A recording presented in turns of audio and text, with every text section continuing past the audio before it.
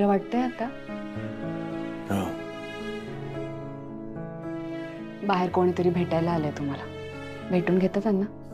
मला तर कोणालाही भेटण्याची इच्छा नाहीये. कळप कधी झाला? की पाय माझे, म्हणजे कधीपासून बसलात तुम्ही इथे? अहो रात्र झाली आहे.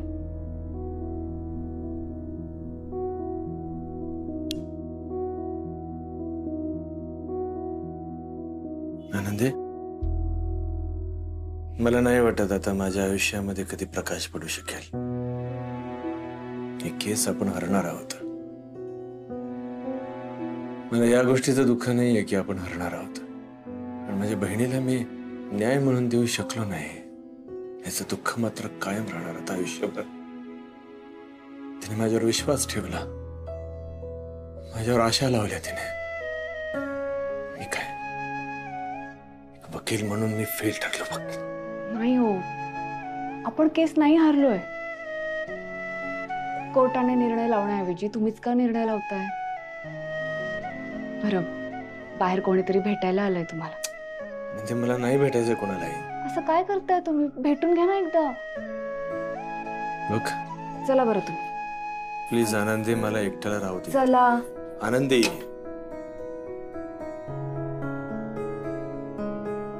आनंदी सांगशील कोण आलंय ते? तुम्ही स्वतः बघा कोण आलंय ते. हे राघव. हे सगळं काय आहे? तू आधी मेणबत्त्या विझव, मग सांगते.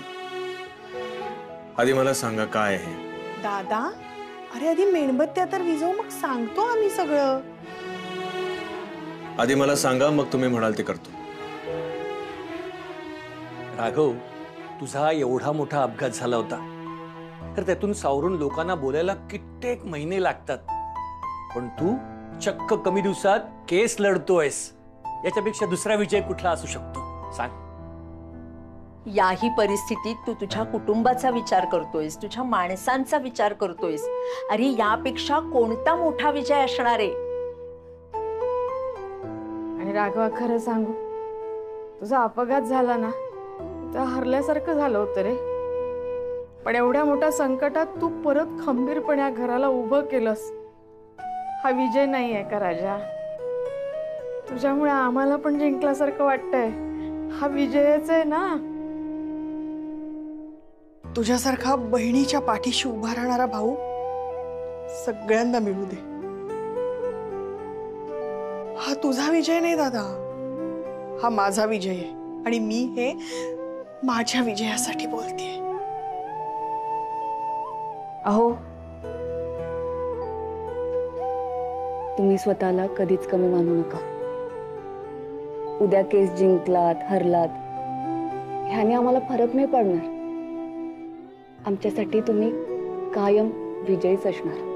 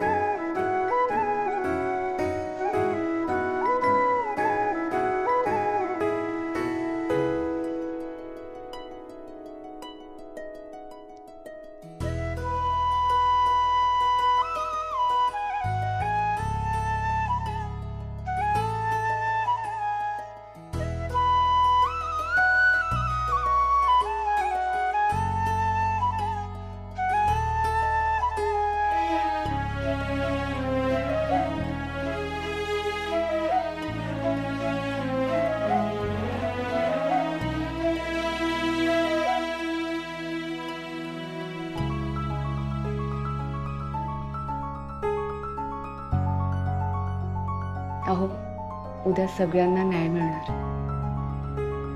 वर्षाताईंना, मनीषाताईंना, अतुलने ज्यांच्यावर अन्याय केलाय ना, त्या सगळ्यांना. बघाच तुम्ही.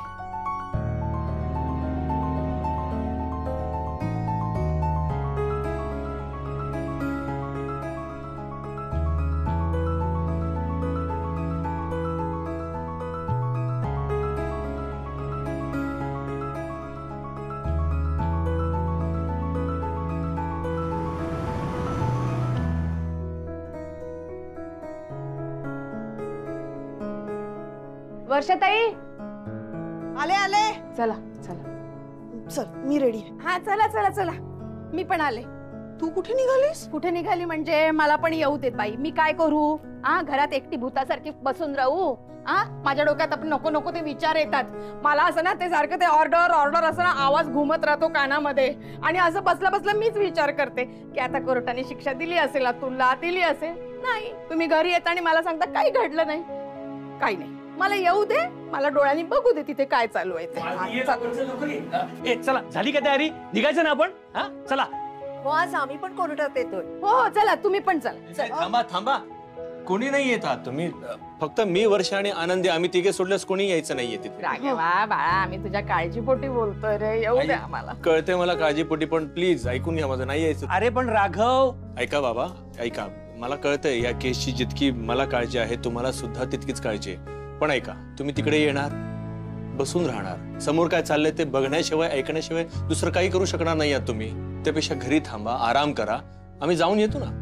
प्लीज. बरोबर बोलतायत. हा, नका येऊ तुम्ही तिघे. नाही, आम्ही जातो ना, आम्ही जातो, काळजी करू नका. आई, 11 वाजता सुनावणी आहे. 11 वाजता.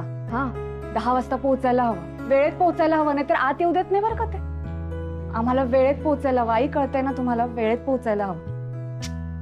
आई, वेळेत पोहोचायला हवं. काय ग, काय झालं तुझ्या डोळ्याला?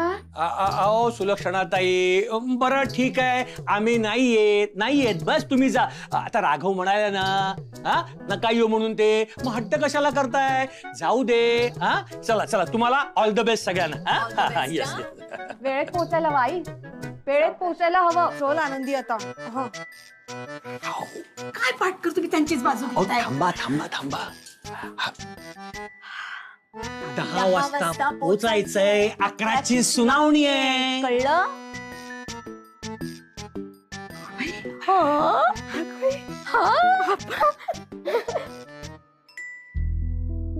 आज कोर्टात काय होणार आहे मला माहित नाहीये, पण आपल्याकडे ही शेवटची संधी आहे. आणि ही संधी सोडायची नाही आहे. आमचा तुमच्यावर पूर्ण विश्वास आहे.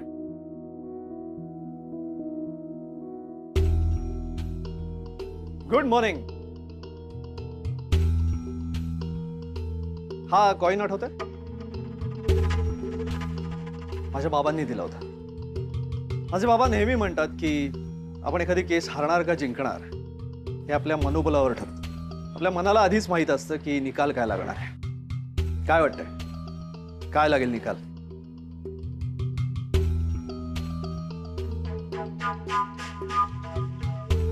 छापा की काटा? एनिवे, मला वाटतं काटा.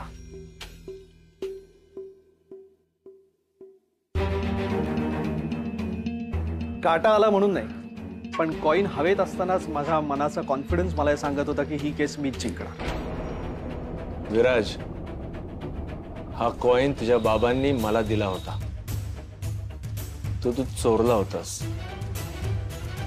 ठीक आहे, तू कॉइन चोरू शकतोस, पण कोणाची बुद्धिमत्ता नाही ना चोरू शकत. आनंदी, वर्षा, निघूया आपण.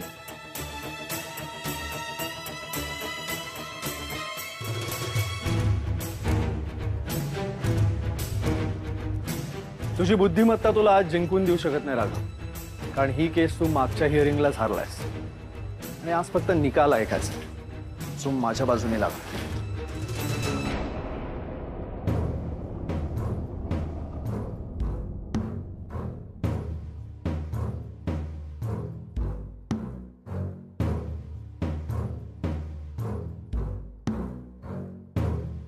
Mister Karnik, you may proceed. Thank you my Lord. My Lord, मला मिस्टर अतुल यांना काही प्रश्न विचारायचे आहेत, त्यांना मी इथे बोलावू इच्छितो. Permission granted.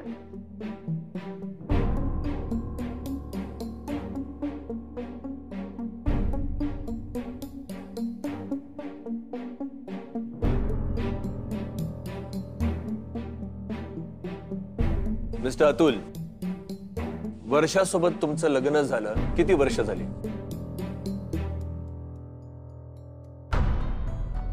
लॉर्ड, मिस वर्षा या ॲडव्होकेट राघव यांच्या नात्यानी बहीण लागतात. माय लॉर्ड, खरं तर मला हे सुद्धा माहिती आहे की मिस्टर अतुल माझ्या अशील वर्षा यांना किती त्रास देत होते, किती छळलंय ते. पण हीच गोष्ट कोर्टाला सुद्धा माहित असणं गरजेचं आहे. तसंच लग्न कधी झालं हे सुद्धा कोर्टाला माहित असणं गरजेचं आहे. Mister Viraj, let him complete.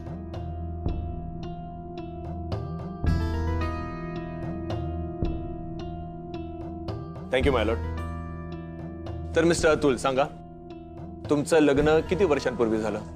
4 वर्षांपूर्वी. बर. लव्ह मॅरेज की अरेंज मॅरेज? Arrange marriage. म्हणजे वर्षावर तुमचं प्रेम कधीच नव्हतं? Objection my lord. Arrange marriage केलंय माझ्या क्लायंटनी त्याच्या बायको बरोबर, याचा अर्थ असा नाही होत की त्याचं बायकोवर प्रेम नसेलच. ऍडव्होकेट कर्णिक, तुम्ही मुद्द्यावर या. Thank you ma'am. सॉरी माय लॉर्ड.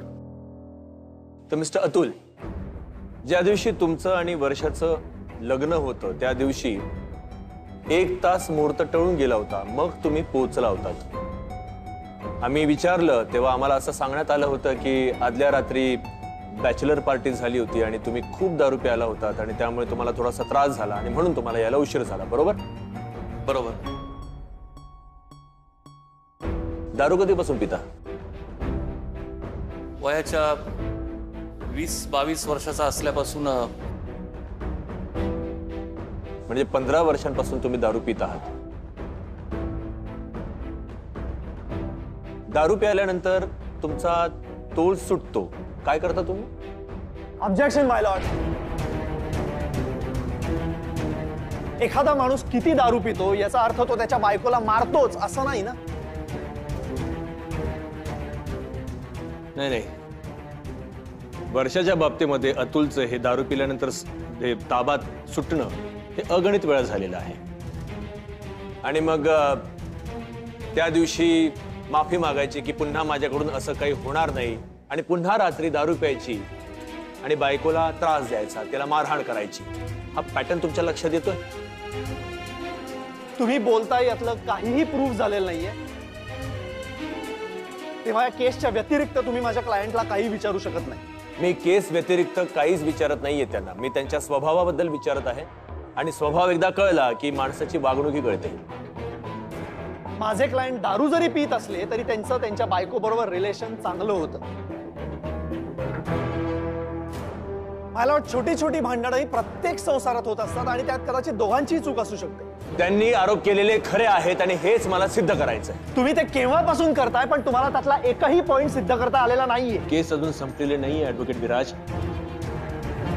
Order order. तुम्ही दोघेही शांत व्हा. ऍडव्होकेट विराज, तुम्ही बसून घ्या. सॉरी मला. सॉरी माय लॉर्ड.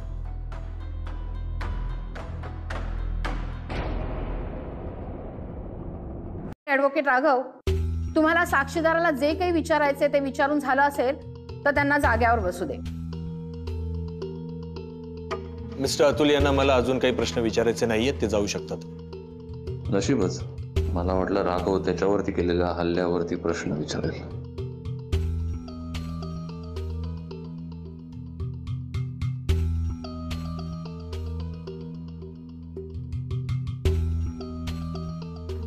माय लॉर्ड, मला आता एक शेवटची साक्ष घ्यायची आहे, ती म्हणजे माझ्या अशील वर्षा यांची. Permission granted. वर्षा, माझी साक्ष? दादाला मला काय विचारायचंय आणि काहीच कल्पना दिली नाही दादाने. काय हे, कशासाठी? घाबरू नकोस, उभी राहा. मिस वर्षा, मला सांगा, तुमचं लग्न झाल्यानंतरही तुम्ही तुमच्या आईच्या घरीच फार काळ असायच्या. मग तुमचा नवरा तुम्हाला मारहाण करतो ही इतकी मोठी गोष्ट तुम्ही घरातल्या कोणालाच कधीच सांगितली नाही. तुम्हाला का सांगावीशी वाटली नाही?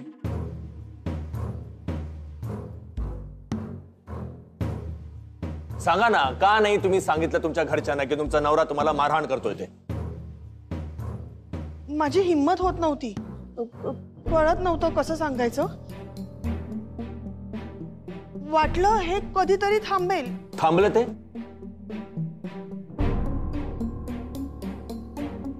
नाही ना? का नाही थांबलं? कारण त्याचं प्रेम नव्हतं माझ्यावर. त्याला काही फरकच पडत नव्हता. मग जर तुमच्या नवऱ्याचं तुमच्यावर कधीच प्रेम नव्हतं, मग इतके दिवस तुम्ही त्याच्यासोबत संसार का करत होत्या? तुम्हाला अशी भीती होती का की त्याला सोडल्यानंतर मग तुमची काळजी कोण घेणार म्हणून? आणि तसं तुम्ही शिकलेले आहात, पण तुम्ही नोकरी मात्र कधीच केलेली नाहीये. मग इतके दिवस तुम्ही नवऱ्याच्या जीवावरती जगत होता का?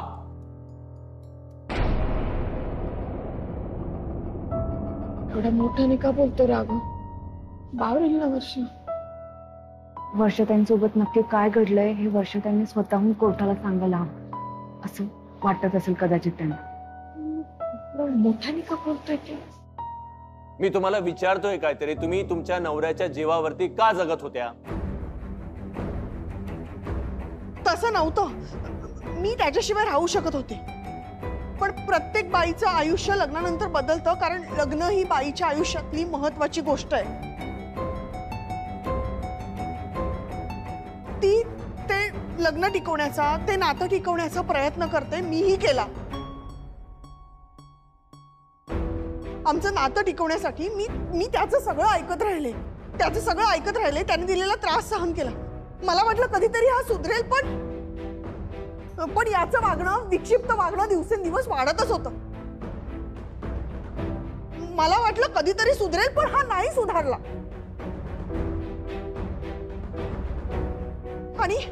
आणि नंतर मला कळलं की नातं हे दोघांचं असतं. तो जर नातं टिकवण्यासाठी प्रयत्न करत नसेल तर ठीक आहे. आणि ज्या माणसाला आपल्या नात्याची किंमत नाही, आपली किंमत नाही, त्या माणसाबरोबर राहण्यात काही अर्थ नाही. ठीक आहे, तो तुम्हाला त्रास देत होता. काय त्रास देत होता? शारीरिक त्रास देत होता की मानसिक त्रास देत होता? काय त्रास देत होता सांगा. हा राघव नक्की काय करतोय? स्वतःच्याच क्लायंटचं क्रॉस इंटरोगेशन का करतोय? माझ्याकडे बघू नका, रडू नका. तुम्ही सांगा, तुम्हाला दिला जाणारा त्रास हा शारीरिक होता की मानसिक होता? दोन्ही.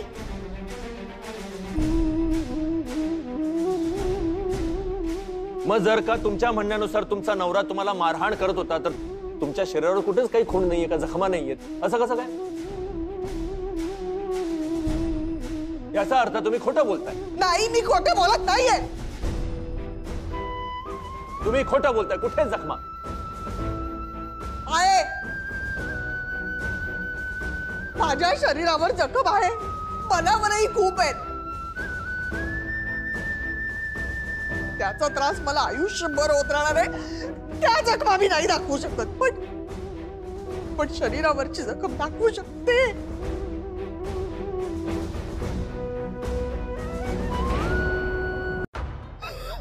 या माणसाने मला पहिल्यांदा चाकू लावला ना मानेला. ती कुण आहे माझ्या मानेवर? या या या आणले पैसे? तुझ्याशी बोलतोय. पैसे आणले का? हा पैसे? अहो ऐका ना, नाही आणले पैसे. नाही आणले म्हणजे? तू म्हटली होती ना आज मी पैसे आणते कुठल्याही परिस्थितीत. मग काय झालं त्याचं? मला ऑकवर्ड होतं. कसे मागू? ऑकवर्ड होतं? आई कोणाची आहे? भाऊ कोणाचा आहे? तुझाच ना? मग ऑकवर्ड का होतं तुला? तुला काय आयुष्यभर मी फुकट पोसायचं? माझ्या जीवावर जगणार आहेस का आयुष्यभर? एवढा कमवतो तुझा भाऊ, साधे लाईट बिल भरणे इतके पैसे नाही पाठवतायत त्याला. तुझे जर आपल्या घरचे लाईट गेले तर काय करायचं? आपल्या घरचे लाईट गेले तर ते हळू दुखते. काय करताय? लागेल मला, सोडा. दाखवा.